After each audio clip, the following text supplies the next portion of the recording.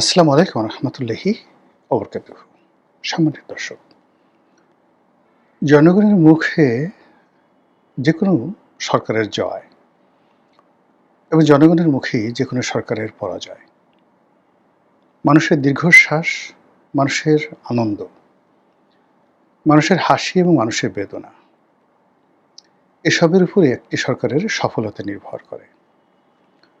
মানুষ যখন প্রফুল্ল চিত্তে থাকে তখন তার হাতকে সে কর্মীর হাত বানিয়ে ফেলে। তার মনোমস্তিষ্ক দেশের জাতীয় যে উৎপাদন, সে উৎপাদনের সাথে সম্পৃক্ততা ঘোষণা করে। এর ফলে জিডিপি বাড়ে, জাতীয় উৎপাদন বাড়ে, সরকার ট্যাক্স পায়, দেশের শান্তি শৃঙ্খলা বজায় থাকে, মানুষের আলস্য থাকে না, অপরাধ কম থাকে, দেশ উন্নয়নের দিকে এগিয়ে যায়। আর বিপরীতে যদি মানুষ হায় হায় এ কি হলো, কে এলো, আমাদের কি হবে, সরকার কি করছে, এত বাজে লোক সরকারে থাকতে পারে, এ তো ভালো মানুষ না, ঘুষ খায়, দুর্নীতি করে, চাঁদাবাজি করে, এর হাতে তো আমাদের কোনো কিছু নিরাপদ নয়, হায় আল্লাহ আমার মেয়ের কি হবে, হায় আল্লাহ আমার ছেলের কি হবে, এই দেশে আর থাকা ঠিক হবে না, যে কোনোভাবে হোক এই দেশ ছেড়ে চলে যেতে হবে, বিদেশে গিয়ে না হয় কুলিগিরি করব, ড্রাইভিং করব, রাস্তা ঝাড়ু দেব, তবুও এরকম দেশে থাকবো না। মানুষের মধ্যে যখন এই ধরনের ন্যারেটিভ তৈরি হয়ে যায়, তখন সে জাতি উন্নয়ন লাভ করতে পারে না এবং সে জাতি পৃথিবীর মানচিত্রে কখনো সম্মানিত জাতি হিসেবে আত্মমর্যাদা অর্জন করতে পারে না। এখন স্বাধীনতার পর থেকে বহু বছর তো চলে গেল। আচ্ছা বলুন তো, যে আমাদের এই জাতীয় জীবনে আমরা কখন আমাদের জাতীয় উন্নয়ন, আমাদের নেতা, আমাদের রাজনীতিবিদ, আমাদের প্রশাসন, আমাদের আমলা কামলা বিচারক সবার সম্পর্কে আমরা ইতিবাচক ছিলাম? আর কখন আমাদের কাছে মনে হয়েছে যে এদেশই আমাদের মাতৃভূমি, আমার সোনার বাংলা, আমি তোমায় ভালোবাসি? এটা কেবল কথায় কথা নয়, আমরা অন্তর থেকে ভালোবাসি এবং এদেশকে ভালোবেসে আমরা কোনো দেশে যাইনি বা যেতে চাই না। আর এদেশকে ভালোবেসে পৃথিবীর সুখ সম্পদ ছেড়ে, বৃত্ত এবং বৈভব ছেড়ে আমরা এই বাংলাদেশে এসেছি। এদের সংখ্যা কত? আর এর উপরই নির্ভর করবে আমাদের জাতীয় চরিত্র, আমাদের জিডিপি, আমাদের বর্তমান রাজনীতি, অতীত রাজনীতি এবং ভবিষ্যৎ রাজনীতি। ভূমিকা রেখে এখন আসল কথায় আসি। আমরা সবসময় একটা আফসোস লীগ, আফসোসের দল বা আফসোস শিবির, আফসোসের জামাত, আমরা সবাই হতাশাগ্রস্ত এবং কখনো কোনো জামানাতে আমরা ওয়াম্মা বিনিয়ামতে রব্বিকা ফাহাদ্দিস, আমাদের প্রতি আল্লাহ রাব্বুল আলামিন যে নিয়ামত দান করেছেন, এই শস্য শ্যামল বাংলা, প্রতিটি ইঞ্চি যেখানে উর্বর, এত মিঠা পানি আকাশ থেকে যেভাবে বর্ষিত হয়, নদীতে যেভাবে প্রবাহিত হয় এবং নদী নালা খাল বিলে যেভাবে সারা বছর পানি টলটল করে, এই পৃথিবীতে খুব অল্প ভূখণ্ড রয়েছে এই রকম। তো এরকম একটি ভূখণ্ডে আমরা জন্মগ্রহণ করেছি। আল্লাহ আমাদেরকে মুসলমান হিসেবে পাঠিয়েছে। অন অ্যাভারেজে আমাদের গায়ের রং ভালো, আমাদের চামড়া কুচকানো নয়, কালো হলে আমাদের চামড়ার এত সুন্দর যে পৃথিবীতে বাঙালির মতো এত সুন্দর দৈহিক গঠন এবং অন অ্যাভারেজে নারী এবং পুরুষের আমাদের যে সৌন্দর্য রয়েছে, পেশিবহুল শরীর রয়েছে, এটি খুব অল্প দেশে আছে। আমাদের দেশের আম জাম কলা কাঁঠালের স্বাদ, আমাদের দেশের কাগজি লেবুর বাতাবি লেবুর স্বাদ, আমাদের দেশের ইলিশ মাছ, বেলে মাছ, বাইম মাছ, সামুদ্রিক অন্য যে সকল মাছ রয়েছে, ট্যাংরা পুঁটি, কিংবা আমাদের দেশের যে বাতাসি মাছ, বুজুরি ট্যাংরা মাছ, আপনি কোথাও পাবেন পৃথিবীতে বলেন? কোথাও পাবেন। এদেশের গরুর মাংসের স্বাদ পৃথিবীর অন্য কোনো গরুর মাংসের সঙ্গে, এই যে জাপানের বলা হয় খুব দামি গরু কোবে বিফ, তো আমি সেই কোবে বিফ খেয়ে আসছি, আমার একটু ভালো লাগেনি। ওটা কোনো মাংসই না, আমাদের বাংলাদেশের মাংসের কাছে ওটা কোনো মাংসই নয়। বাংলাদেশের ফজলি আম, বাংলাদেশের ল্যাংড়া, গোপালভোগ, মোহনভোগ, এই আমের যে তৃপ্তি, আমের যে স্বাদ অন্য কোথাও নেই। কিন্তু আমরা এগুলো কখনো স্মরণ করি না। আমরা স্মরণ না করে আমেরিকায় যেতে হবে, ইংল্যান্ডে যেতে হবে, ফ্রান্সে যেতে হবে। নিদেন পক্ষে আর কোথাও যদি কোনো না পাই, সাইপ্রাস এবং সিঙ্গাপুর, মালয়েশিয়াতে গিয়ে আমাদেরকে থাকতে হবে। এই যে একটা ভিক্ষাবৃত্তি, এই যে একটা মন মানসিকতা, এটা আমাদের বহু মানুষকে অসুস্থ বানিয়ে ফেলে, বহু পরিবারকে শেষ করে দেয়। আর এই ভূখণ্ড কখনই একটা আত্মমর্যাদাশীল জাতি হিসেবে এই ভূখণ্ডকে দাঁড় করাতে দেয়নি এই ধরনের মন মানসিকতা। এর ফলে কি হলো, যখন শেখ হাসিনার 17 বছরের জমানা ছিল, আমরা কেউ তখন চোখ মেলে দেখিনি মেট্রো রেল হচ্ছে, আমরা কেউ চোখ মেলে দেখিনি এক্সপ্রেসওয়ে হয়ে গেছে, আমরা কেউ দেখিনি পদ্মা সেতু, কর্ণফুলী টানেল, তারপর দেশের যে জিডিপি, মানুষের আয় 3 থেকে 4 গুণ বেড়ে গেছে। শেখ হাসিনা যখন এসেছিলেন 2008 সনে, আর যখন গেছেন তখন পুরো দেশের মানুষের যে স্বাভাবিক আয় 4 গুণ বেড়ে গিয়েছিল। তো এর বাইরে দেশে 80,000 কিলোমিটার নতুন রাস্তা হয়েছিল। দেশে সেই 4,000 মেগাওয়াট বিদ্যুৎ থেকে 2008 সনে 4,000 মেগাওয়াট অন অ্যাভারেজ বিদ্যুৎ থেকে প্রায় 25,000 মেগাওয়াট বিদ্যুৎ উৎপন্ন করার জন্য বিদ্যুৎ কেন্দ্র স্থাপিত হয়েছিল। এর অনেক নেতিবাচক দিক আছে, সেগুলো আলোচনা করছি না, শুধুমাত্র যেগুলো নেতিবাচক দিক আছে সেগুলো আলোচনা না করে ইতিবাচক আলোচনা করছি। এরকম বহু ঘটনা, সরকারি চাকুরি, ব্যাংক, বিমা, ব্যবসা বাণিজ্য সব মিলিয়ে মানে দেশের মানুষ মার্সিডিস, বিএমডব্লিউ, রোলস রয়েস, মানে এদেশের মানুষ একেবারে জাস্ট লাইক ইউরোপের মতো হয়ে গিয়েছিল। আমরা সেদিকে না তাকিয়ে বলছি এটা একটা ডাইনি, একে যেতে হবে, এ দুর্নীতিবাজ, এ ভারতের কাছে দেশ বিক্রি করে দিয়েছে।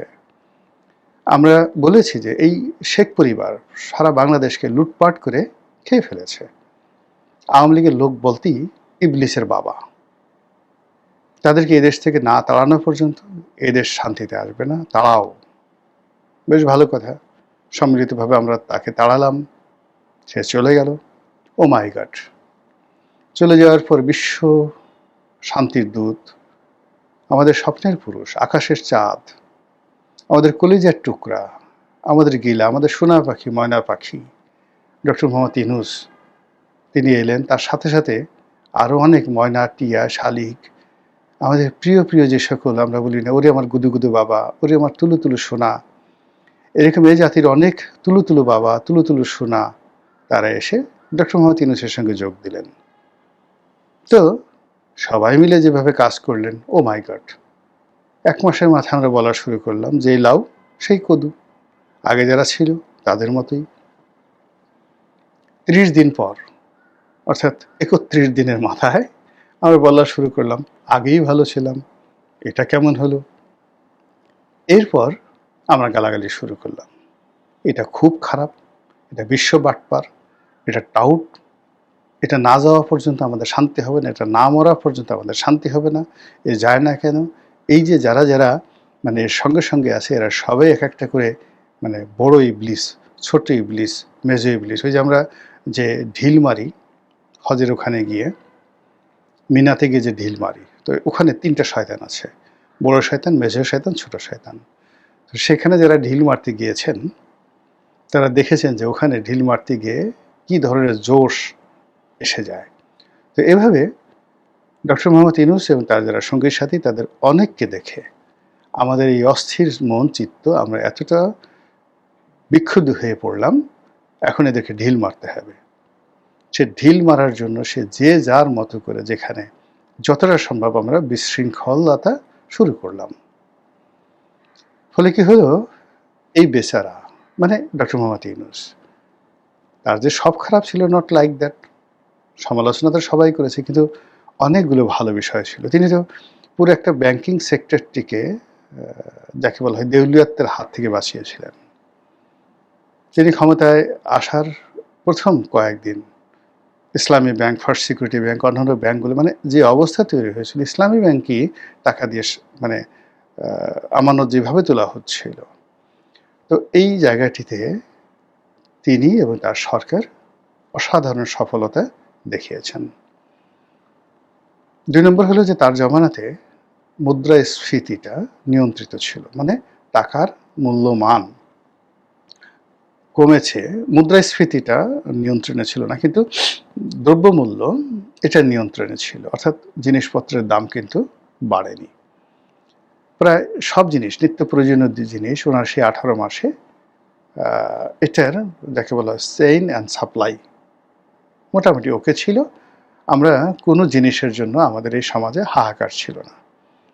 অনেক বেকার সমস্যা, অনেক শিল্প কলকারখানা বন্ধ হয়েছিল, তারপরেও অর্থনীতি সচল ছিল। তো এত কিছুর পরেও মানে আমাদের হলো যে এই লোকটাকে যেতে হবে, আমেরিকার কাছে দেশ বিক্রি করে দিয়েছে, এ ট্যাক্স মাফ করিয়েছে, এ নিজের জন্য সব করছে, গ্রামীণ মানে অ্যান্ড কোম্পানি ইত্যাদি ইত্যাদি ইত্যাদি ইত্যাদি, এইগুলো বলে কয়ে তার জীবনটা শেষ করে দিয়ে আমরা এখনও তাকে গালাগালি করছি। এই গেল যেই লাউ সেই কদু, আগেই ভালো ছিলাম। আর এখন এরপরে একটি গণতান্ত্রিক সরকার আসছে, নির্বাচন হলো, তারেক জিয়া আসছে, আর সে সারতে পারেনি। 7 দিনের মাথায় আমরা খুঁজে বের করলাম যে এটা হলো আমি এবং মামুদের সরকার। বিরোধী দলে যারা আসছে তারা হলো তারেক রহমান সাহেব এবং সরকারের মামু, আর বিরোধী দলের ভাগিনা হলো সরকারের যারা লোকজন। আমি এবং মামুদের সরকার, পার্লামেন্টের ভিতরে বাইরে আলোচনা হচ্ছে।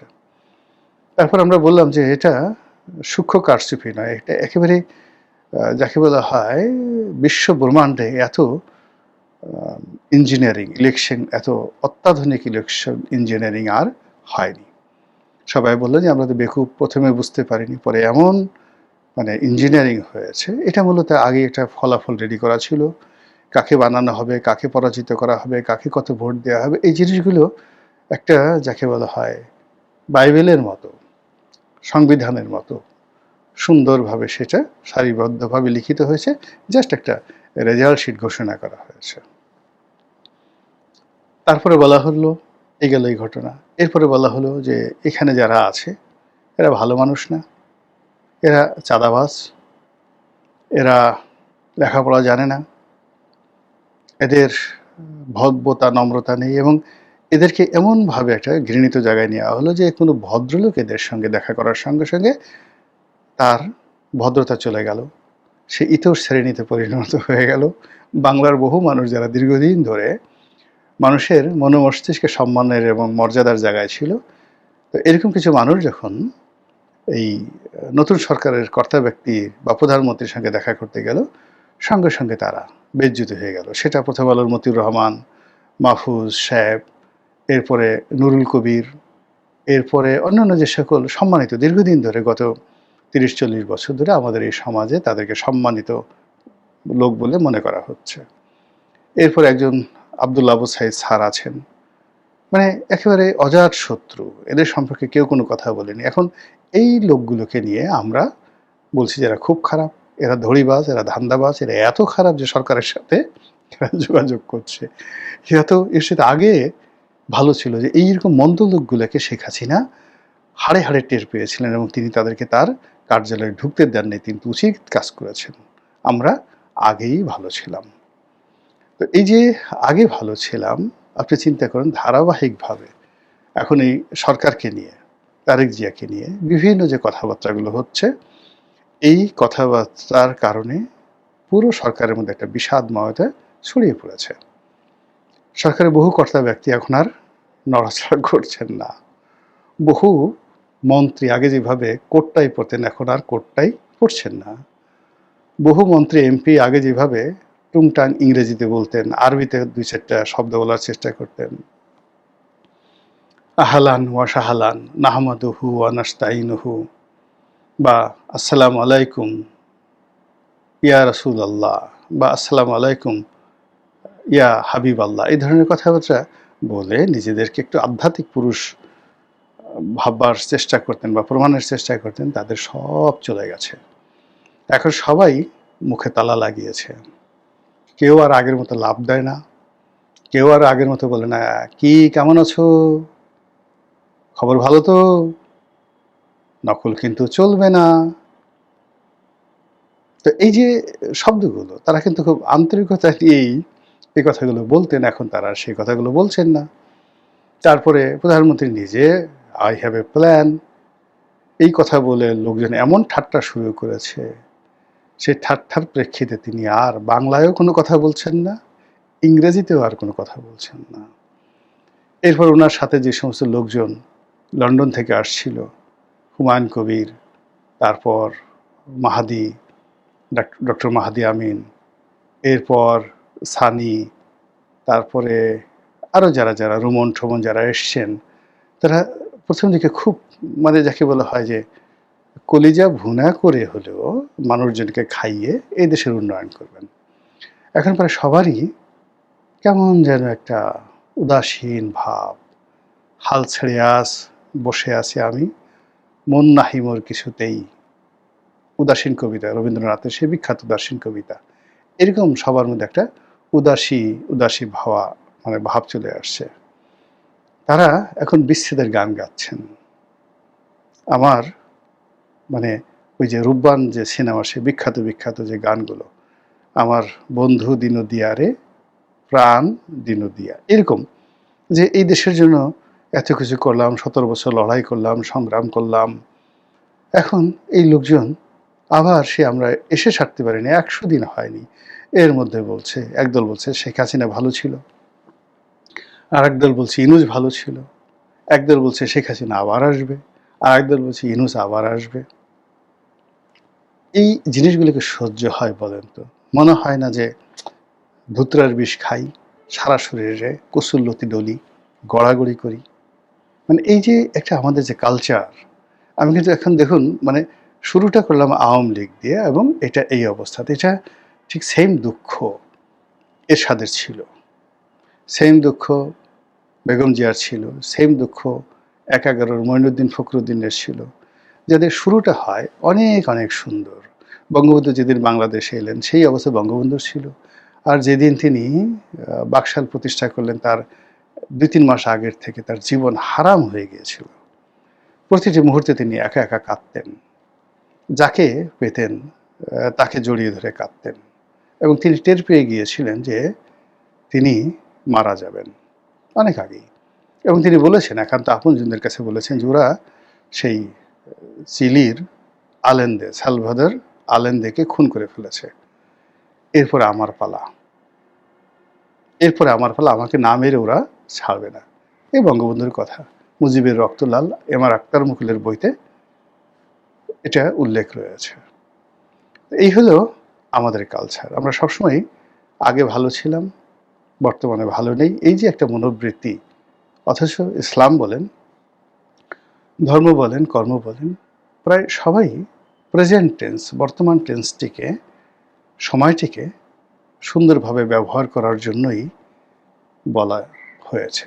এই যে আমরা সূরা আল আসর বলি, ওয়াল আসরি ইন্নাল ইনসানা লাফি খুসর, মানে এটার মূল ব্যাপার হলো যে অতীতকে নিয়ে সময়ের কসম করে আল্লাহ বলছেন যে নিঃসন্দেহে তুমি ক্ষতিগ্রস্ত, সবার জীবন ক্ষতিগ্রস্ত। তারপর তিনি কতগুলো কথা বলেছেন। তো এই যে ক্ষতিগ্রস্ত, যে be careful about your present tense, বর্তমান সময় নিয়ে তুমি সতর্ক হও। কিন্তু আমরা সেটা না করে অতীতের রোমন্থন করে মনে করি অতীত ভালো ছিল, আর ভবিষ্যতের কথা মনে করে আতঙ্কে থরথর করে কাঁপতে থাকি। আর আল্লাহ রাব্বুল আলামিন যে আমাদের একটা চলমান সময় দিয়েছেন, সেই চলমান সময়টিকে আমরা অস্বীকার করি। আল্লাহ আমাদের সবাইকে হেদায়েত দান করুন এবং হেফাজত করুন। আসসালামু আলাইকুম ওয়া রাহমাতুল্লাহি ওয়া বারাকাতুহু।